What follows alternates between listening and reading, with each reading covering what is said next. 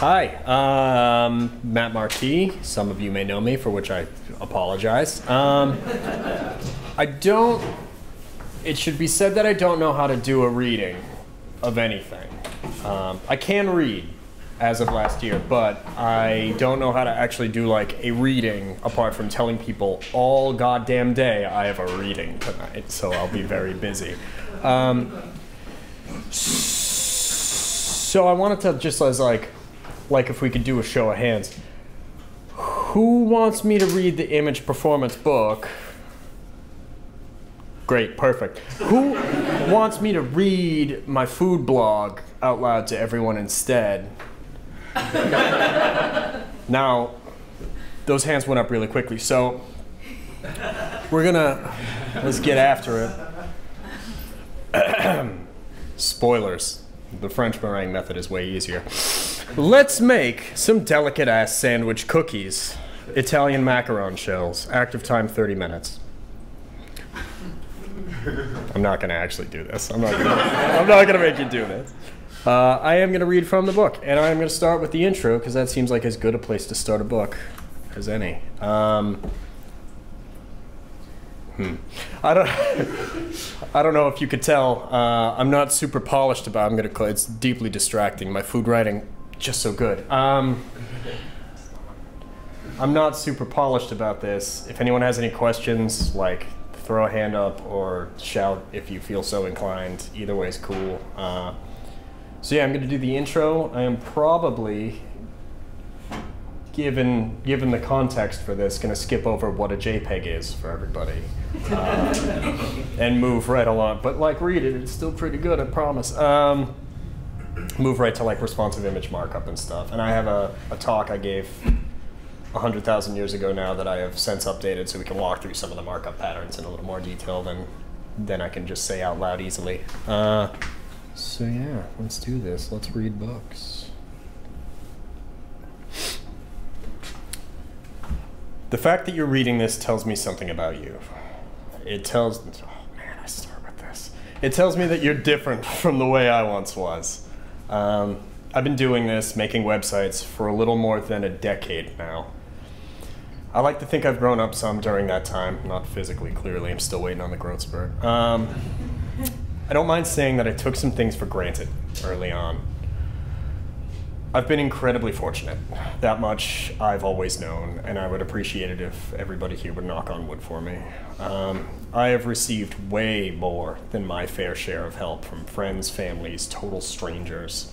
I've had, and I have, the benefit of immense privilege, and I have always tried my damnedest not to take any of that for granted.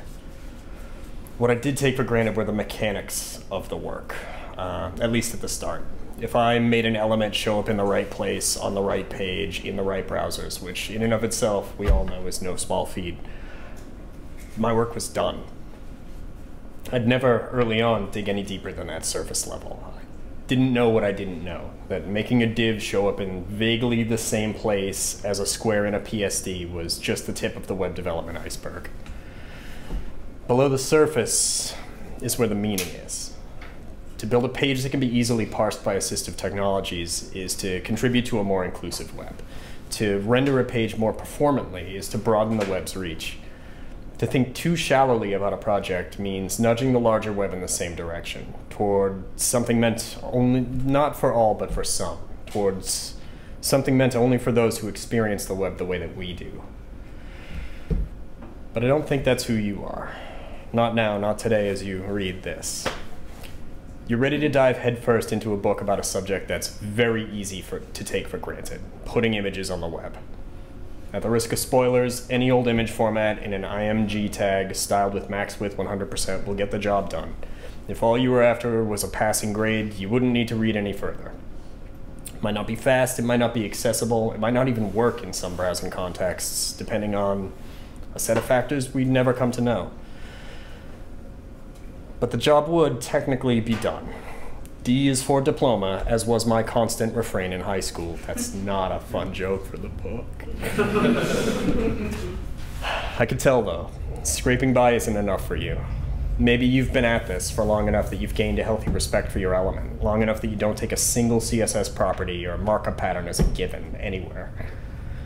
Maybe you're just starting out, sharp-eyed and voracious, and looking to learn all you can about the web's inner workings. Maybe you're somewhere in between, starting to wonder what lies beneath that surface level of your workplace and your medium, the web. Regardless of where you are in your understanding of the web, you know you want to make it better. You want to play a part in building something better, faster, more reliable, and more inclusive. If you believe that anything worth doing is worth doing well, maybe even worth overdoing a little, then I've written this book for you. Images do damage. The median web page's total transfer size is huge, 1.7 megabytes as of May 2018. Images alone account for roughly half of that. It's not hard to see how the trouble started. Ultra high resolution displays feel ubiquitous now. I'm using one to write this. I have one on my person as we speak. That one's true. With the advent of Retina displays came the need for Retina-ready image sources, and that was just the beginning. Retina on the iPhone 4 begat Retina HD on the iPhone 6 through 8, then Super Retina HD display on the iPhone X, and then, if the pattern holds, we can expect Super Retina HD Display 2 Turbo Tournament Edition in the near future. Here we are with the new iPhone. Of course, not to be outdone, manufacturers of countless mobile devices have continually upped the resolution stakes with each new iteration in the exact same way. Not in the book, but well beyond what the human eye can actually do, which, what are we doing? That means trouble for us and for users. It's no secret that there's a direct relationship between a site's performance and a user's willingness to actually use the site. Putting a bandwidth obliterating wall of images between your users and the thing that they came to the website to do in the first place will absolutely drive them away. An experiment done by Etsy a few years back. Do I have slides for I might have slides for this. Ignore me. Nobody listen. Do listen to me. But not that specific. I'm doing a great job. An experiment done by Etsy a few years back saw an increased bounce rate of 12% from users on mobile devices when they added just 160 kilobytes worth of images to the site. This isn't an isolated incident. Check out any of the statistics on WPOstats.com, a site dedicated to collecting this data, and you'll see the same results. From a business case standpoint, you can very literally draw a line between users' time and their attention. Web development is a game of inches. A stray comma breaks the build, a missing semicolon prevents a page from rendering. There's a lot of resiliency built into the web platform, but ultimately it does what we developers tell it to. In aggregate, the web isn't a terribly opinionated platform. It isn't hard to think of technology itself as neutral. But nothing is ever neutral where people are involved. Not technology, not the tiny, seemingly inconsequential development decisions we make during the course of the average, boring workday. You probably have pretty exciting workdays. I don't mean to cast aspersions. I'm independent. I bake a lot. I can't speak for you, but in my day-to-day browsing context, that extra 160 kilobytes that Etsy was putting on pages doesn't even register. As developers, we tend to occupy a position of privilege when it comes to using the web we're building. As a matter of occupational necessity, we have fast computers with touch bars now, as of last week. Modern browsers, bandwidth to burn. That browsing privilege, unexamined, will skew what we build. Unquestioned, it will lead us to unconscious bias, and our biases have very real costs for others. As of this year, according to the Pew Research Center, 1 in 5 Americans owns a smartphone but doesn't have a home broadband connection. That's up from 13% in 2015, 8% in 2013. Likewise, a full 31% of adults making less than $30,000 a year have access to a smartphone, but again, no broadband connections in their homes, and that's up from 20% in 2015. 39% of adults with a high school diploma or less have a smartphone, but no home broadband. These are all users who only experience the web by way of metered connections. Even users with unlimited mobile data plans will have their connection speed. I found a typo. Will have their connection. Thank you all. This has been a huge lie, and I apologize. My whole career, not just tonight. Even users with an unlimited mobile data plan will have their connection speed throttled beyond a certain cap. To reduce the browsing experience for these users is to limit their options, not just on the web, but in their daily lives. Among Americans who have looked for work in the past 2 years, 79% utilized online resources in their most recent job search. 34% say these online resources were the most important tool available to them. Very few of us, probably not none, are likely to have built a job searching website. But maybe we built the site that a user visited the day before they lost their job, when everything was fine. The one that drained their prepaid data plan. Maybe it was something that could be justified in an early meeting. It was a site about art. So yeah, users should expect heavy images. It was a shopping site. We figured nobody would really be using it in any intense way on their phone.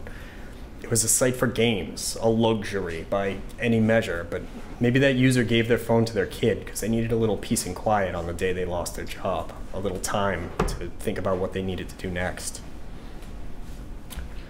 A study conducted by Ericsson in early 2016 found that delays in loading a mobile website caused, on average, a 38% increase in heart rate and an increased stress level roughly on par with watching a horror movie or answering math problems. Again, D is for diploma.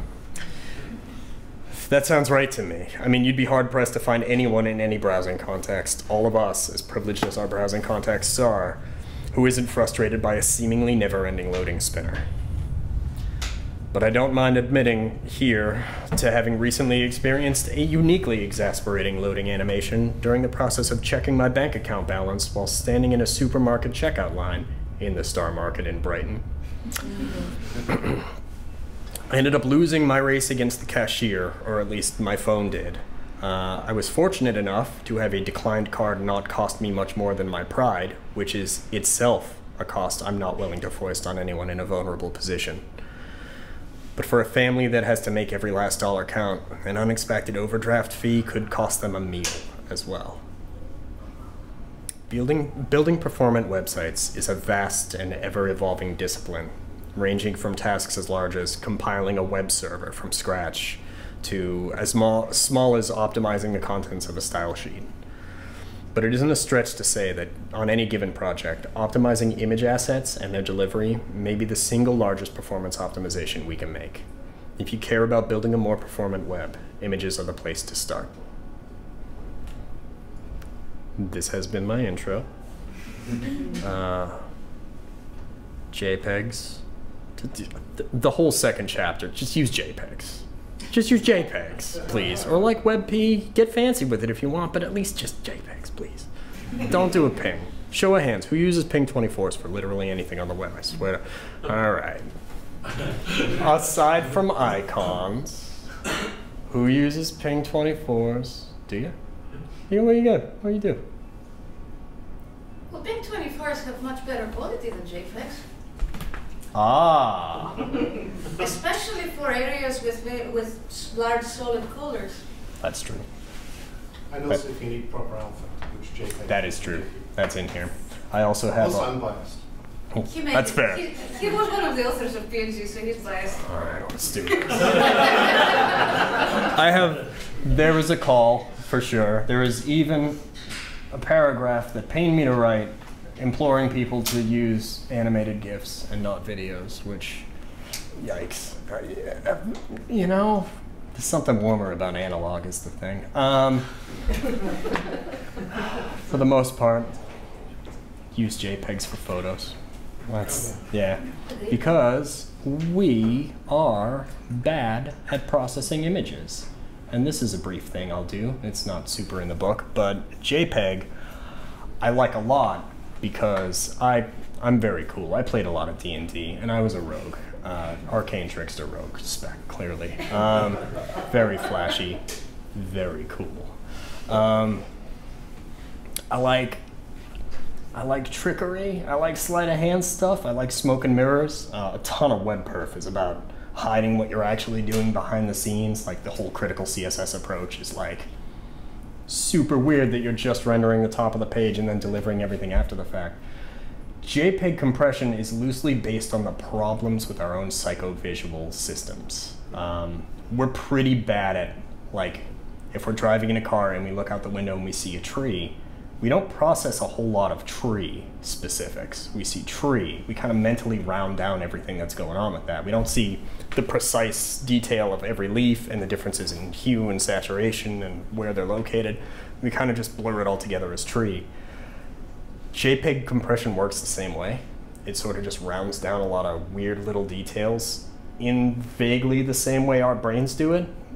So we don't really see the compression for the most part. Where it gets tricky and where I dig in a little bit in the book is like, unless you're looking for it.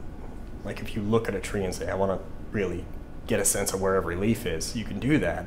If you want to look at a JPEG and think, I really want to see the compression, you can, which is literally what all of us do when we're selecting our compression options for JPEG.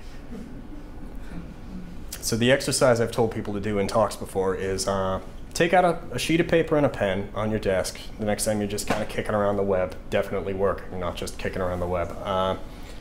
And just every time you notice an image with like visible JPEG compression, just put a tick on the page. And then just tune out and go back to what you were doing, and you will have a blank page. If you put it in front of you and you think, I'm going to look for everywhere on our website where you can see our JPEG compression, because you're looking for it. So basically, chapter 2 of the book, not to spoil the ending of that one, but just compress them more. Just do more of it. It's fine. It's fine, I promise. Images are weird, and I've spent a lot of time on them. A lot of good dog photos in this chapter, though. You guys are really missing out if you haven't got the book. It's just a real good dog. Let's take a moment. You know, chroma and luma layers?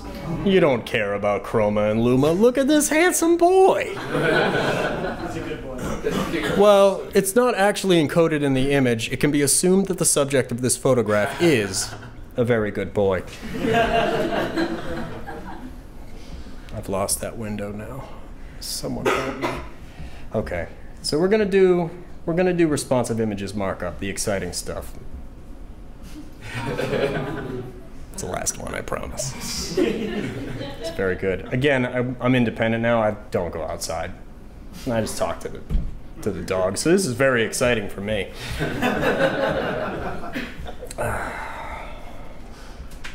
So I'll read the intro, and then I think I'll jump over to Keynote, and then we can actually walk through some of the markup in pretty heavy-duty detail. I forgot this was going to be a dramatic reading. This is the perfect time. I come here not to bury image, but to praise it. Mostly. Historically, I like image, by which I mean IMG, which doesn't come across real well out loud, just fine. It's refreshingly uncomplicated on the surface. It fires off a request for the file and its src attribute, renders the contents of that file, and provides assistive technologies with alternative narration, hence alt. It does so quickly, efficiently, and seamlessly for the most part. For most of the web's life, that's all Image has ever had to do, and thanks to years and years of browsers competing on rendering performance, it keeps getting better at it. But there is a fine line between reliable and stubborn, and I have known Image to come down on both sides of it. Though I admit to inadvertently hedging my bets a little bit by being one of the leads on the jQuery mobile project, a framework originally dedicated to helping produce mobile sites, I have always come down squarely in the responsive web design camp. For me, the appeal of RWD wasn't in building a layout that adapted to any viewport, though I do still, today, 2018, think that's pretty cool. The real appeal was in finding a technique that could adapt to the unknown unknowns. Responsive web design felt, and still feels, like a logical and ongoing extension of the web's strengths: resilience, flexibility, unpredictability. That said, I would like to call attention to one thing that m.sites, I assume I don't have to read the translation of m.sites for everybody, but just in case, dedicated mobile versions of sites usually found at a URL beginning with the letter M, followed by a dot. I would like to call attention to one thing that those sites did have over responsively designed websites back in the day: specially tailored assets. In a responsive layout, just setting a max width of 100% in your CSS ensures that your images will always look right. But it also means using image sources that are at least as large as the largest size at which they'll be displayed.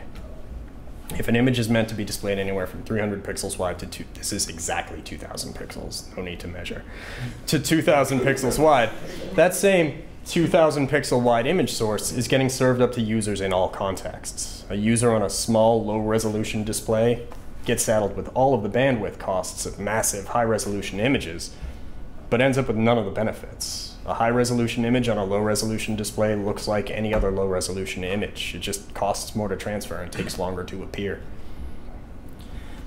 Even beyond optimization, it wasn't uncommon to show or hide entire blocks of content, depending on the current viewport size during those early days of responsive web design. Though the practice became less common as we all collectively got the hang of working responsively, the image element came with unique concerns when serving disparate content across breakpoints. Our markup was likely to be parsed long before it is going to be parsed long before your CSS, but I hedge my bets when I'm writing with a lot of probablys and likelies. Websites. Our markup is going to be parsed long before our CSS, so an image would have no way of knowing whether it would need to be displayed at the current viewport size. Even an image set to display none will trigger a request by design, because it can't know whether or not it's going to need to be shown or hidden, and it doesn't necessarily want to load those in asynchronously. That's more bandwidth wasted to absolutely no user-facing benefit. I was fortunate enough to have played a tiny part in the history of responsive web design. Having worked alongside Filament Group and Ethan on the Boston Globe website back in 2011, it was by any measure a project with weight. The Globe website redesign gave us an opportunity to prove that responsive web design was not only a viable approach to development during the era when like responsive web design was dead every couple of days because like a new phone came out and everyone was like, this is the one. This is it. Yeah, this was to prove that like it can move beyond the this is fine for your personal blog trope and into a major news organization. That's pretty heavy duty stuff. While we were working on the Globe, we tried developing a means of delivering larger images only to devices with larger screens, beginning with the philosophy that the technique should err on the side of mobile. This isn't in here, but that sentence itself includes a lot of big assumptions about things. To larger screens versus to mobile. You know, the mobile web. Erring on the side of mobile, if anything should break down, we're erring on the side of caution, at least, in a way. Users would get a smaller but still representative image if something went wrong with delivery of a larger asset to a larger screen asynchronously. The key to this, I don't do the gory details here. The key to this was getting the screen's width in JavaScript up in the head of the document and relaying that information to the server, putting that information in a cookie, which would then, based on a bunch of assumptions about how browsers worked, and kind of did work at the time, would be available included with requests further down in the page on the server side. So if you set that cookie in the head of the document, it gets sent out with the image requests. We then had a little PHP file that if that cookie was there and JavaScript said the screen is X big, it would intercept that request, grab the mobile-sized or larger image, swap out the 1x1 spacer GIF that was in the SRC of the image. Oh, it's spacer GIFs and cookies. This was like 2011. Yeah, and it worked. It actually worked super well for what it was and for all its assumptions, but it was squarely in the realm of clever hack, and that parsing behavior wasn't explicitly defined in any specifications, which is always a little dicey. And in the end, as even the cleverest hacks are wont to do, it broke. What's not written here is that it was like the week the Globe launched.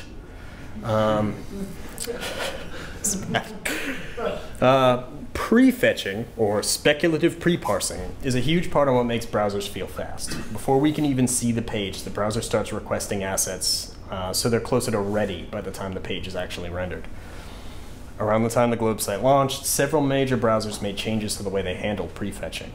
Part of those changes meant that an image source might be requested way before we had a chance to apply anything, even in the head of the document. As soon as that markup's available to the browser, it might start making requests.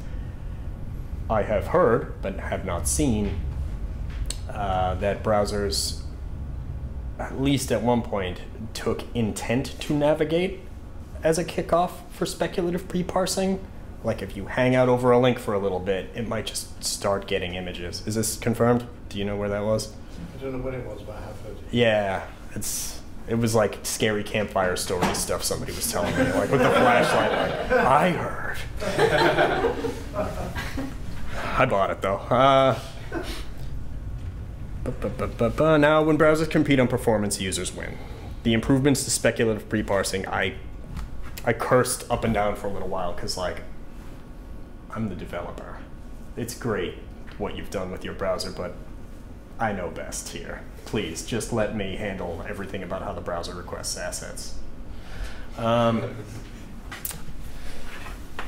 am for the speculative pre-parser now. It is, for performance, I think this was Chrome that did it first. It has improved load times by as much as 20% when they first rolled out, like around 2011, those changes to speculative pre-parsing. But there was a disconnect there, because the fastest request is the unnecessary one that never gets made. Good old reliable image was single-mindedly requesting the contents of its SRC faster than ever, but often the contents of those requests were inefficient from the outset, or a total waste, unnecessary for that viewport. So we set out to find a new hack. This part I included against my better judgment and against my editor's better judgment. What followed was a sordid tale of no script tags and dynamically injected base tags. Who's done that? Who's ever touched a base tag up in the head of the document? Of document write and eval and document writing evals. Of rendering all of our pages markup inside of a head element left open on purpose to break speculative pre-parsing altogether. It worked, it rendered, but because there was no body, pre-parsing never kicked in. Whatever the parser was like, I guess there's just no page here. Yeah. Horrible. For some of you, the preceding lines will require no explanations, and for that you have my sincerest condolences. Messy, hard-to-maintain hacks all the way down, relying entirely on undocumented and unreliable browser quirks. I should point out, none of these shipped. I still have a job. So, worse than those means, though, were the ends. None of it actually worked. We were always left with compromises, apart from theoretical purity. We'd be foisting on a whole swath of users. Wasted requests for some, blurry images for others, which, I don't know if you've ever done client work, doesn't really fly. It was a problem we could not solve, even with sufficiently clever JavaScript. And we brought in like the Avengers of JavaScript, and it was me, Ethan, Scotchell, who's better than me at literally everything I've ever thought I was good at. Jason Grigsby, Paul Irish, stunningly handsome. Even he couldn't solve it. Stunningly handsome. I will go to my grave. Thank you for attending my book reading. Someone put on Twitter, Paul Irish, M dash, please. Stunningly handsome. And attribute that to me. So, this all sucked. It doesn't say that. We began hashing out ideas for a native implementation at that point. Like, okay, this is squarely in the realm of the unsolvable. Let's say, in theory, someone were to deign to solve it for us.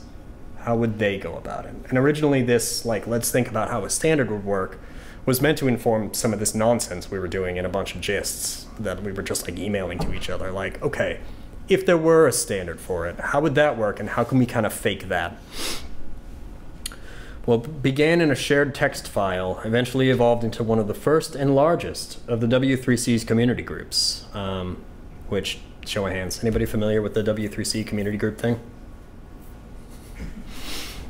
That's nice to see.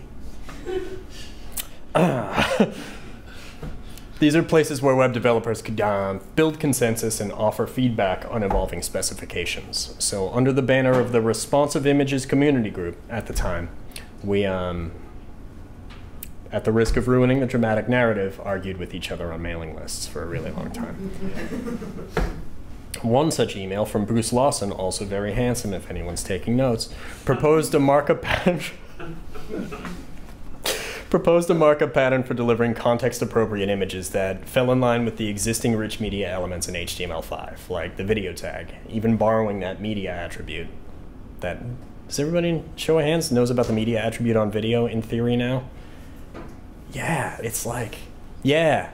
So on source elements inside video, not to spoil how the picture element works, you can actually use a media attribute that contains a media query that says, if this matches, use this video source. If this doesn't match, move on to the next one. And that's rad as hell. And I will gossip about... What's that? Is that like the size attribute? It's sort of more locked down. So it's just media queries like picture doing art direction. So it's like, if it's over 800 CSS pixels, you get this source. It's not... I've liked things better, but like, it's pretty good. It doesn't involve like me figuring out how streaming and codecs works. I'm not good at video, is what I'm driving at. It's rad, and it worked everywhere until Chrome mysteriously dropped it for web standards gossip reasons that I will share with you individually, but not in front of everybody. It's a whole thing.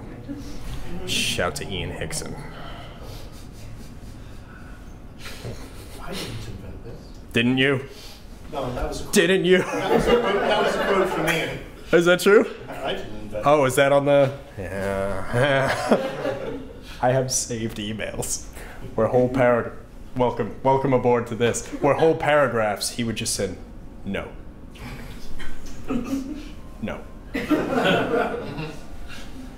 I'm out of the game. I'm free now. I don't have to do web standards anymore. I'd arm wrestle him, though. So what made Bruce Lawson's proposal, the picture element, special is the way it used our reliable old friend image. Rather than being a standalone element, like the video element selects a source and renders the video, so to speak. Rather than being a standalone element, picture came to exist as a wrapper and a decision engine for an inner image element. The image inside picture gives us an incredibly powerful fallback pattern. It's not the sort of standard where we have to wait for browser support to catch up before we can use it, because it uses an image supported everywhere in, the web value of the word supported everywhere. Browsers that didn't understand picture at all and all of the source elements inside it would just ignore it and render that inner image. It doesn't know what any of that is, but it knows what image is.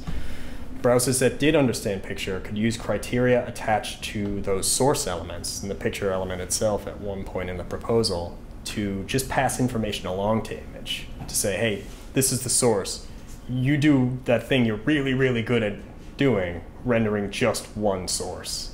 That meant we didn't have to, for the sake of the spec, I've ignored the book again, for the sake of the spec, we didn't have to like, hopefully faithfully reproduce everything about the image element pertaining to accessibility, pertaining to actual rendering, you know what I mean? So it was just like, this is a decision tree, hand it to image, which is already pretty good at this stuff. So we didn't have to write like image, the sequel. Image colon, the sequel to images. So let's dig into the markup. What the hell, why not? Let me start whatever screen flow is. I haven't gotten weird with techie details yet, but does anyone have any questions on anything as we're cruising along? I've sort of been grandstanding the whole time. I would understand if you had questions about that, I guess. Will this actually work? It does. Any work we do with responsive images is more or less going to break down to some combination of these four use cases. The device pixel ratio use case deals only with the pixel density of a user's display. High definition versus low definition screens, retina if you're nasty. Sorry. I work at home, and I've for some reason mentally swapped out like, if you will, or if you prefer, with Janet Jackson's If You're Nasty. So, I'm 35 years old. So, this use case refers to images that aren't going to change in size across our breakpoints, or they're not going to change very much if they do. We just want high-resolution versions for high-resolution screens and low-resolution versions for low-resolution screens. It's pretty cut and dry. I almost never actually use this for reasons we'll get into in a bit. Not to spoil that. Pay attention anyway, though. This syntax is super cut and dry. It's the image element that we've already come to know and love with an old-fashioned SRC attribute pointing to the standard definition version of an image. Ooh. This is my first time opening Keynote on this new touch bar computer. I hate it tremendously. This syntax is that SRC attribute, SRC set attribute, contains our higher resolution, so to speak, image. It's twice as large in both dimensions, twice as tall, twice as wide for a 2x display. That's the device pixel ratio you'd punch into like your developer console. Window.device pixel ratio will give you back usually a whole number. That 2x suggests on a high resolution display with at least a device pixel ratio of 2, you could use this image and it'll look sharper. The behavior of this syntax is a little different from just serving up an image that's twice as large, the way we might do with just the SRC set or SRC attribute and CSS, because this can tell the browser that it's dealing with a device pixel ratio of 2 on that display instead of just spitting out the image. The browser is able to render the image at the width that it's meant to be, but at twice the density. So the same inherent size you would expect, but sharper. This wholesale doesn't work. So yeah, but you can kind of skip over that a little bit. From a syntax standpoint, saying do X on a high resolution display is super easy, but knowing when a user actually wants high resolution images is impossible, which is why I was flubbing my words there, trying to avoid saying putting in 2x means you will serve this to high resolution displays. You might not. If I'm on a Retina MacBook, but I'm tethered to a shaky 3G connection, I probably don't want massive high resolution images. The original responsive images proposals handled resolution just fine with an explicit syntax that says, if this, do this. We're developers, that's the language we spoke. It didn't do anything to address bandwidth concerns directly, which was the real goal that we were all sort of just not really talking about. So we spent a lot of time thinking through how we could tailor assets explicitly to a user's bandwidth. What kind of syntax might make some form of sense for that? Server-side solutions can give us a bunch of assumptions based on the device. They may or may not be correct. They wouldn't be on this if I were tethered to my phone. Best thing we were able to come up with was a bandwidth media query. And then we shared the tense mailing list equivalent of silent meaningful looks as we all realized almost in unison that we should never be allowed a bandwidth media query, we developers. It sounds very cool. And even now saying it out loud, I'm like, yeah, I could do something with that. I shouldn't be allowed to do something with that. The first issue is that there is no way with that we could ever ensure a consistent browsing experience for the user. Where I set that bandwidth breakpoint is different from where others might set it. The user would end up with high resolution images on one site and low resolution assets on the next. The web would look broken. Plus, we'd be making all of this optional. Like, what happens when whoever signs the checks says, but our images are very special and good. They're not like those other images that aren't good and special and important to me. These are worth the wait. This shouldn't be up to us at all. I don't want this to be up to me day to day. This should be 100% up to the user. But SourceSet is brand new. That syntax I just showed you, we could do whatever the hell we want with that. We don't have to define that as being an explicit anything. So, unlike media queries, SourceSet is spec'd as a set of suggestions, telling the browser, here are the sources most appropriate for your display. You are free to take them or leave them. It's referred to as a candidate list. By acting as a suggestion, SourceSet allows browsers to introduce user settings, like always give me low-res images, no matter what, which I think Chrome's data saver mode now does. Or give me high-res images as bandwidth permits, which isn't something that's been implemented anywhere, but they could, and we wouldn't have to change anything. Instead of each of us drawing a different line between high and low resolution. Oh yeah, what's up? So I just saw this just now. Yeah. The new the FCC rules. Would that affect this? With companies being able to choose, large companies Go on.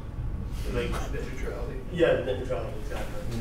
Like would that affect that? Like if you're I know exactly what you mean. You talk about bandwidth. This is an issue with client hints where it's maybe Yeah. passing along any information is too Yeah. much information by that standard. So like with that definition, like No, because so far as I know, like that would be an issue at the Chrome data saver level. If it's passing along information to somewhere, that would probably be an issue.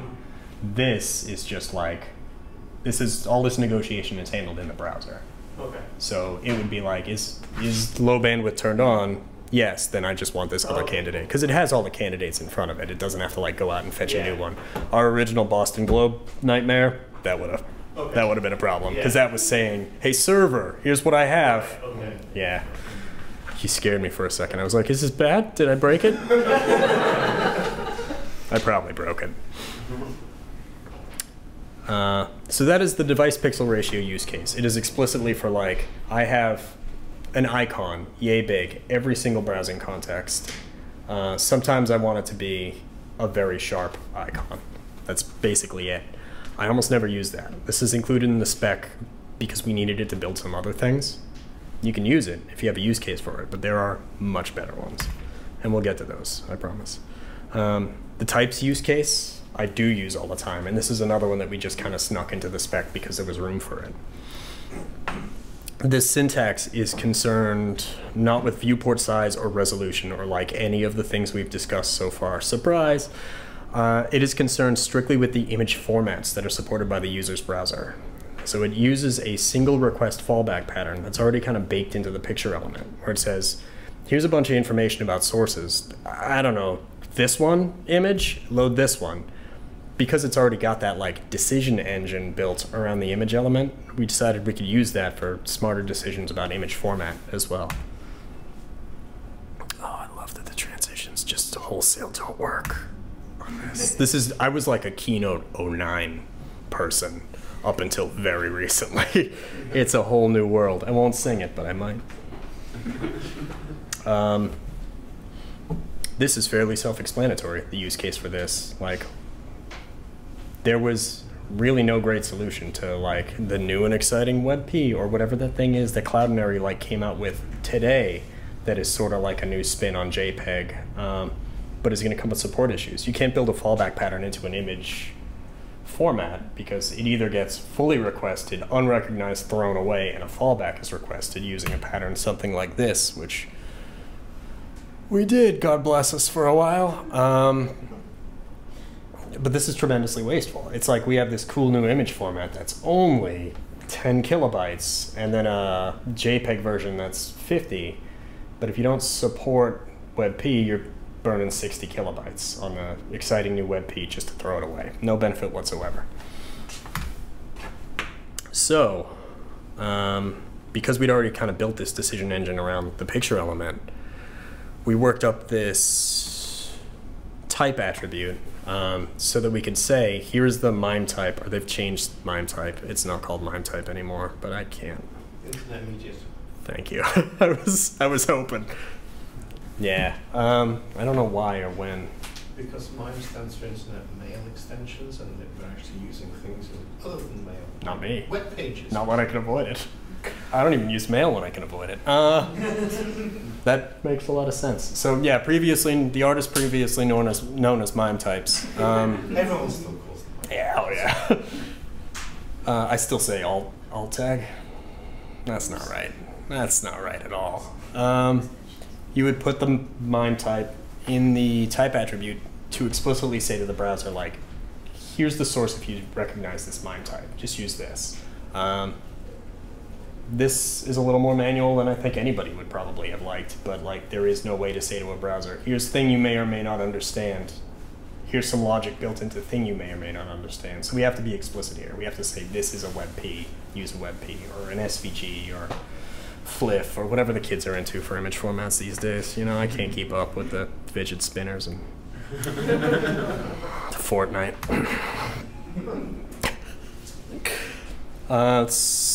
So, this is a loaded section.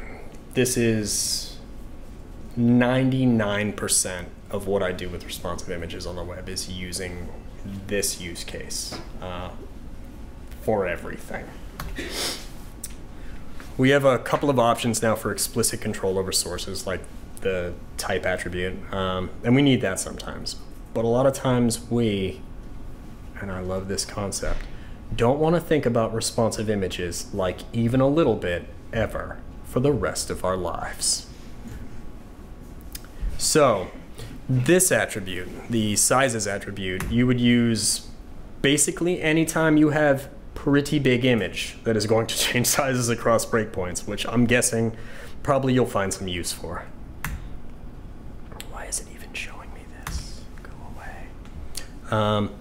So this syntax, still using... You're doing line art in JPEG? What's up? You're doing line art in JPEG? When? When did I? Oh, well, this is CMS's. The greater serves for the lesser. The CMS usually has photos. Don't, because it's SVGs for the little guys on the right. We can control those, you know? You know what? You've not had my life. This is a dramatic reading, and I'm not being nearly as dramatic as I ought be. We'll fight after.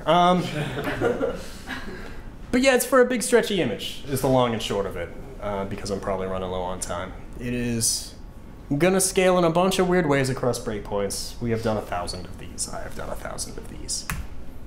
It uses, and I think I typoed this, don't look too close, that same source set attribute to contain a slightly more convoluted set of image candidates. Kind of like what we just saw with that 2x syntax that we're probably never going to use. This is saying small.jpg has an inherent width of 400 pixels wide. Medium.jpg 800, big.jpg 1600, file names just a suggestion, not a requirement. The sizes attribute contains explicit information about how those images are meant to be displayed on the page. And this part is super weird and sucks real bad. But here we are, we chose this. So I could have been a plumber or a baker. So you don't need to memorize this because it's very math, and I, even as the spec was like taking its final form, did not fully understand it, and I probably never will. But this is the sort of math the browser does when it encounters that set of image candidates and a sizes attribute on an image element. So in this sizes attribute, we're saying that this is going to be displayed at 100 VW. This is always going to occupy 100% of the viewport, which probably realistically we're not going to be doing, but here it makes for easy math. Let's say that's being viewed on a device with a CSS width of 320 pixels. There's no way these transitions are going to work. So it divides those widths of those, well, it did, of those image candidates against that sizes attribute and what that calculates to on that viewport. And it gives us a set of numbers, 1.25, 2.5, and 5, that effectively work the same way that 2x syntax did. So what this says is, yeah, this is gross.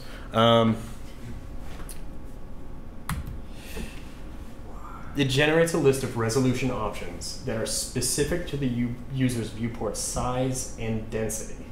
So this says, if you were on a Retina 320 pixel wide ancient iPhone, this would say, well, 2.5 is the closest to 2x, because we wouldn't want to go smaller because you might get a blurry image. That means that medium.jpg is most appropriate for this viewport size. If we were to view that syntax on a 640 pixel wide display, the results of all that math end up completely different. We're dividing all those candidate widths against 640 pixels now. We end up with completely different figures. So on a Retina device, big.jpg now matches. It's on a much bigger viewport. It's being used at 100% of a much larger viewport. Anything higher than 2x is most appropriate for that. If it's a non-Retina viewport, then it gets the 1.5x. That's the most size-appropriate image. This is a nightmare. Like, this is super hard to parse. And the beauty of it is, like, if you super want to, like if you're some kind of nerd, you could. I'm a cool jock. I don't have time for this. The point of all of this is that, like, you know you have an image that's going to be pretty stretchy. You know that up to 640 pixel wide viewports, it's going to occupy 100%. Beyond that, it's going to occupy 500 pixels. Sizes, and I don't think I have that in here, but I can pull it up, allows you to define, using media queries, the same as you're going to use in your layouts.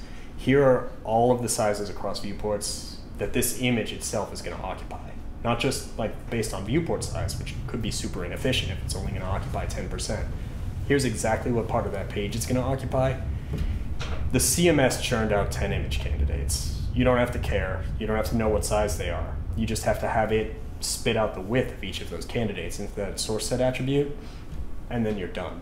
Like, let the browser do whatever the browser needs to do to figure out which one it's going to load where. We don't care. We don't have to care. And because this is still using that source set attribute, all just suggestions. Chrome's data saver mode, or whatever kicks in, some kind of bandwidth limit that's baked into the browser kicks in. We still don't have to care. Here are a bunch of candidates. Browser, do whatever you think is right. This is actually was written into the specification as an explicitly vague step in the source selection algorithm.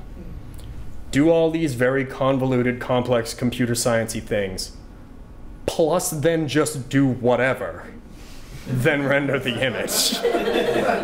This is explicitly unknowable. This is eldritch horror specification. We can't know it, we don't have to. We're free to try, you know. That's the nature of humankind. But yeah, I use this all the time. And because it's so vague in that source selection thing, this is, I think, still just Chrome and Firefox. As you scale up, that top one is using this actual syntax. That bottom one is just a placeholder that changes so you can tell what's going on. As you scale up, it pulls in a bigger, more appropriate image. As you scale down, it already has the biggest image in the cache. Why would it go out and make requests for the small ones again? Why would it even bounce off the cache to get those again? Just use the big one for everything.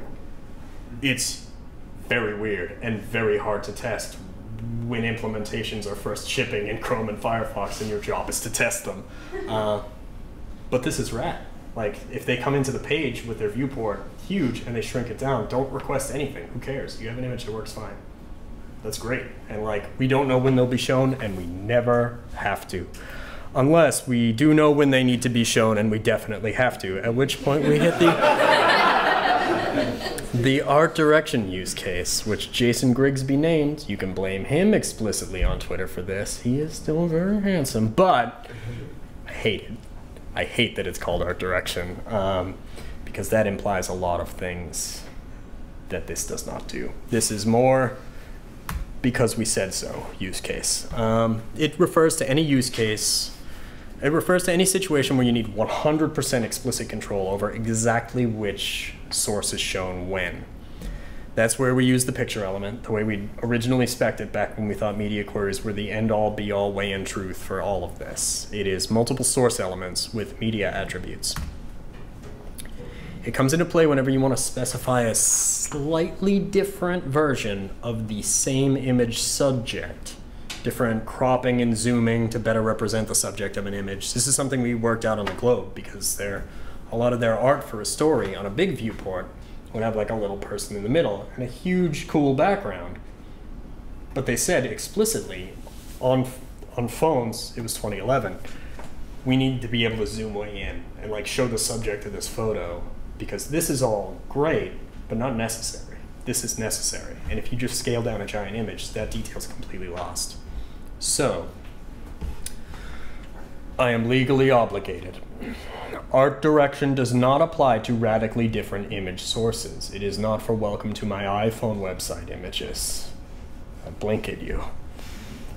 The rule here is that you have to be able to describe all of these sources using the one alt attribute. That makes sense. This is a decision engine. It's being passed along to the image element. That's what handles all of the accessibility. You can't have differing alt attributes. You could do a bunch of JavaScript nastiness around it. Please don't. Please. I worked so hard. Please don't. This is still pretty gross as markup goes, I'll let, but way more parsable. The source set attribute is made to be written by computers, read by computers. It is for browsers to talk to web pages. It is not for us. This is written very much for us. These are the same old media queries you know and love from CSS, depending on the day. It is set up as first match, and it includes the inner image element, which is going to have our fallback source in case picture isn't recognized at all in that candidate list. So because it's first match, if your viewport is 300 pixels wide, or whatever I wrote down here, 320 again, the 800 pixel won't match, the 400 won't match. Because both of those have been thrown away, it just uses that fallback source. So that's generally also your smallest source. Err on the side of caution for me. Conversely, did I do this whole thing? God, what an obnoxious man I am. You don't need to see that. Okay, so if you want to like super art direct this, because those source elements use the src set attribute themselves, you could go even further with it. You could do like, here are 2 different device pixel ratios that you would use for each individual source element that matches. This is exactly what the sizes and source set attribute do, but like way harder and worse for everyone. You could do this in theory. You could do a lot of things on the web in theory. In practice, you don't need to. And what I like about that, let me jump back to the book if I may, is that because all of these use cases hinge on a bunch of the same, don't look at a photo of me up there, hinge on the same different patterns, you could actually use literally all of them at once, and just like full of crafty and horror show. So what is this? Let me actually, because I had to, it took me like a month to figure out what this was doing after I wrote it. Using type, determine whether the source elements that reference, that's a typo again. Oh, whether to use the source elements that reference WebP or standard JPEG. Cool. Within each branch of that decision, use media as the selection criterion for each art-directed source. So we are explicitly saying use this crop of WebP and of JPEG. Once the final source has been selected, choose from a whole list of candidate sources inside the source set with sizes describing the image that space will occupy, which again, different from the other source attribute, sizes attribute. If none of that works, just render the inner image using source set and sizes for the no browsers at all that support source set sizes but not picture. If none of these patterns are supported, just use the src of the inner image element. If the user is navigating by way of assistive technologies, narrate an orange-coated Shiba Inu in the snow. Worth every penny of the markup. He's a good boy. You will not need to do this. I have never needed to do this. This is borrowed in parts from an Opera blog post where they discussed every single responsive image markup pattern, and I feel like every possible combination of them. Do none of this. Use source set and sizes. That covers like 99% of everything, and if you really have to art direct, that's what the picture element's for. Types works great. Types is really good for if you want to swap, say, a ping 24 for an SVG, or WebP in place of one of your JPEGs. That's a good application for this. And you might use 2 source elements to do that. But you don't have to, is the main gist. So this has been a smattering of some responsive images. How I learned to stop worrying and love responsive images. I've mentioned a few times that some of these syntaxes aren't for us so much as they're for computers. They're terse by necessity. That much was apparent early on in the specification process. Anything we could have done to those mathematical nightmares to make them more easily parsed by us would have introduced more potential for errors for the computers that are going to end up parsing them. The longer they are, the more can go wrong.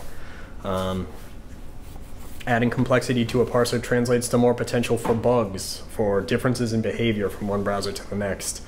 And that would mean you did actually have to think about how that math plays out, and please, God, no. As much as that density feels like a syntactical weakness, when we're rooting through all this markup by hand, it reveals itself to be a strength in practice. A syntax more easily read by machines is a syntax more easily written by them. Creating alternate cuts of an image, unless you're like me, hand hewing your images using Grunt. This is a task that content management systems have been handling for us since time immemorial.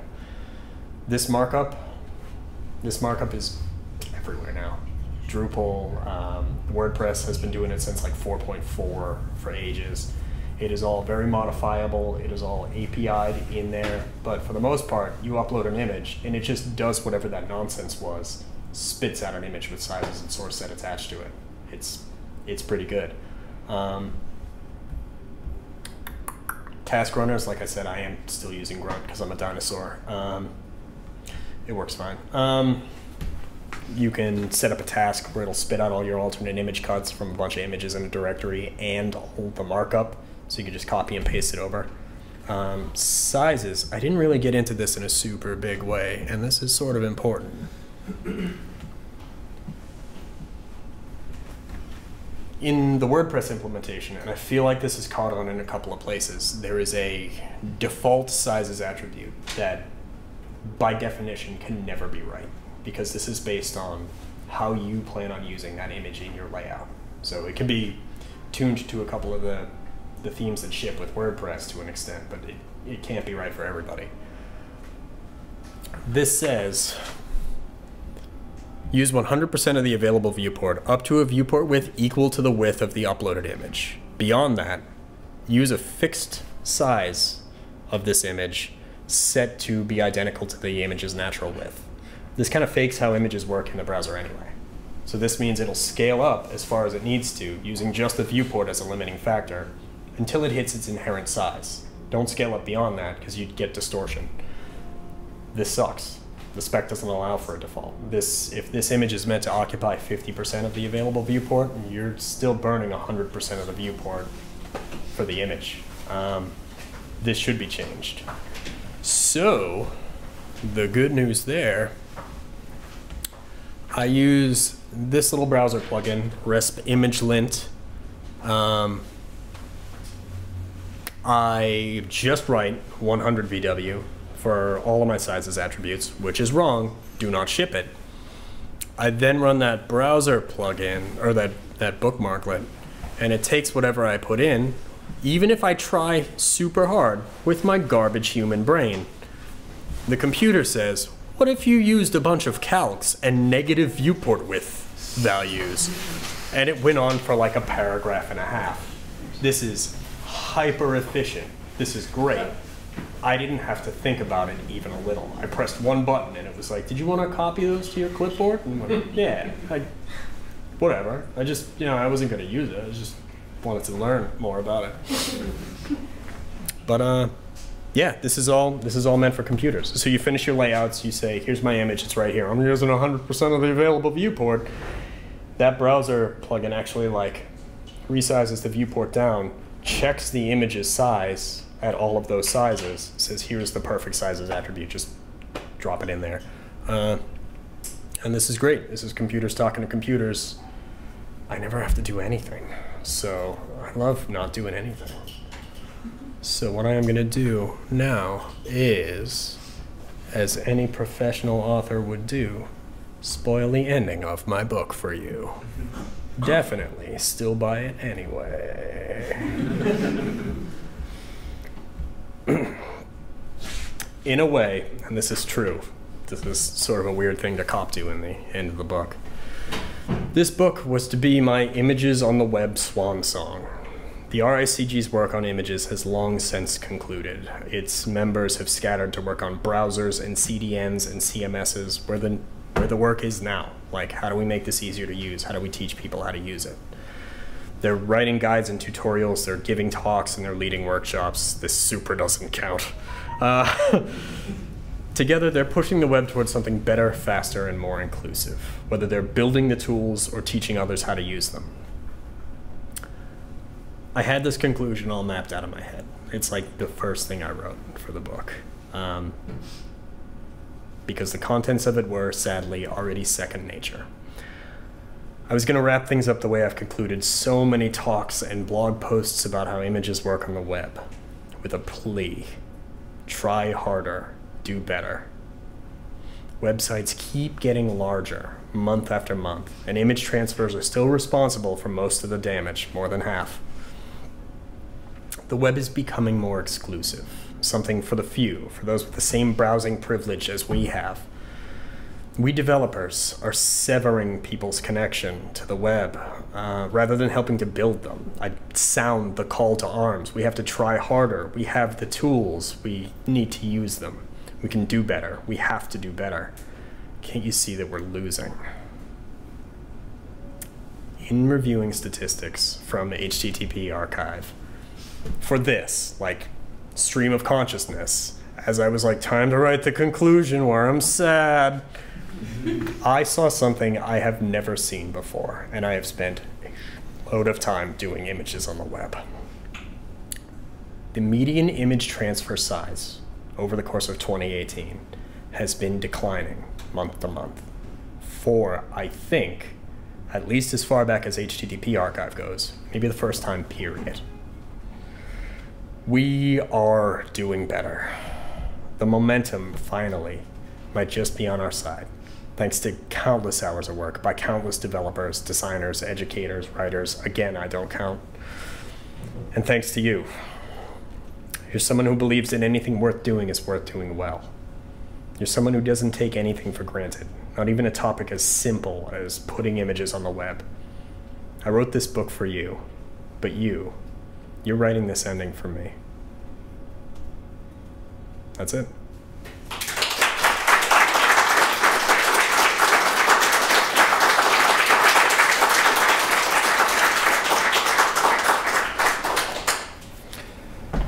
I think I blew past the time, though, is the main problem. I haven't spoken in a long time. If anyone has questions or wants to yell at me or hear the hot goss about that thing I said about Ian Hickson earlier, throw a hand up or throw something at me or whatever. If anyone wants me to read that macaron blog post, I super will. Italian or French meringue method. Both work. Not Swiss. Not Swiss. Not Swiss. Give it time. Again, work is sporadic. So, someday. No questions? Is it better to use GIFs than videos? Oh, it breaks my heart. Okay. It is. I'm going to read it. I'm going to read it out the thing, because there's no way I'm going to wing this and get it anywhere near as sad as I was the first time. Use JPEG, use JPEG, use JPEG.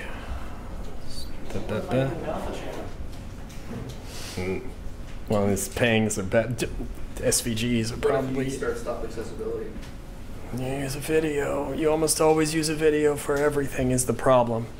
Where is it? I could swear I wrote about GIFs somewhere in here. Or GIFs, if you're wrong.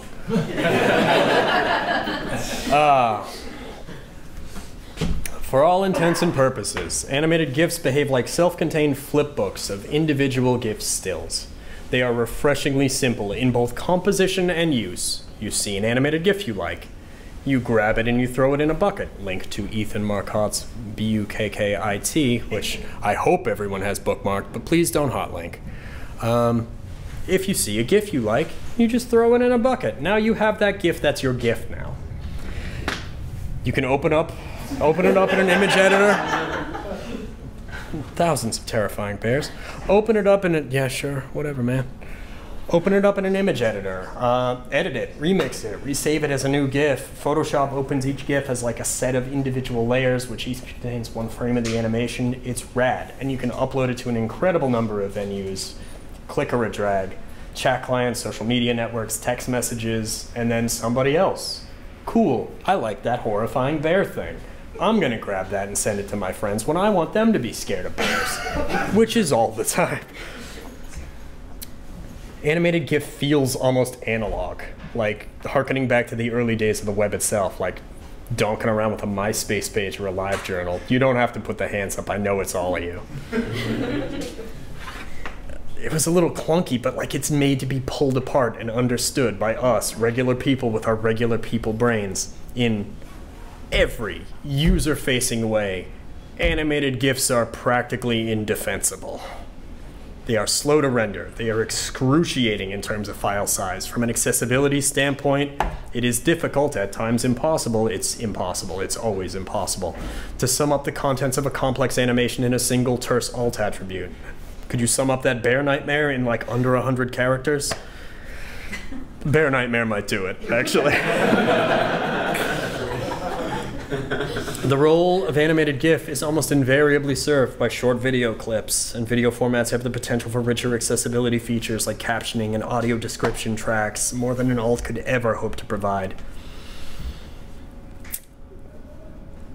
At my least generous, though, Twitter and services like it, probably Facebook, you know, who knows. When you upload a GIF, convert it to video, MP4 video, I think, probably. Does that behind the scenes before the tweet even goes up. It is a huge win in every measurable way, in terms of performance and in terms of usability and in terms of accessibility and everything. At my least generous, though, I can't help but notice that it provides Twitter with a fertile new ground for exciting offers from brands that want to connect with you. Those animations are now siloed. Those generated files, you can't just grab them and drag them out to your desktop and do whatever with them. It's not something that a layperson can easily save, edit, or share on other surfaces. We could probably do it, conceivably, with video editing software and whatnot, but like, that ain't like making a new live journal theme, you know? That ain't like screwing around with MySpace. Users can, of course, if they really want to share that exciting GIF, share a link to the tweet on twitter.com. and boost those engagement numbers. Animated GIF, and maybe the GIF format itself, might just end up going the way of the carburetor and the record player. They're impractical. Nobody would argue that a record beats an MP3 for portability, or that an electronic fuel injection system is less reliable than a carburetor, God only knows. But still, there is just something warmer about analog. This has been my eulogy for the GIF. Breaks my heart, and I hate them so much. I was in Slack, and I put a funny GIF in, and it said, 17 megabytes is too big to auto-expand. Did you want to expand it anyway? And I was like, this is it. I'll first, yes. Clearly, yeah, no, responsive image is what, this is so good. But also, like, I can't do that. I can't tell people in this book use GIF for literally anything. Ping's always better for anything doing alpha transparent or any transparency at all, or just use an SVG if it's going to be an icon or if it's a photo. What are you doing? Don't do GIF. Don't even look at GIF. Stop looking at GIF. Breaks my heart. I should say that my vehicle of choice has a carburetor. It has dual carburetors, and they're British. So reliability is not a big thing for me, thank you. I'll stick with my bad thing that sucks that I can't take to the grocery store if it's a little cold out. But does it have a manual transmission? It sure does. Lucas Electrics. How dare you? You come into my house and you invoke the name Lucas. Yeah, it's Bonneville T140E, 1978. Yeah, a lot of Lucas.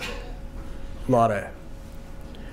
Okay. It uses an inverse ground system where the positive on the battery goes to the frame of the bike and the negative does everything else. I'm pretty good at mechanical stuff. It took me like 3 days to put a blinker on it because I was like, it can't be right. It is. It lit up. GIFs are fine. Use GIFs in moderation. Let that be your takeaway from this entire. You know what? Don't buy the book. Use GIFs in moderation. Please buy the book. I'm so hungry.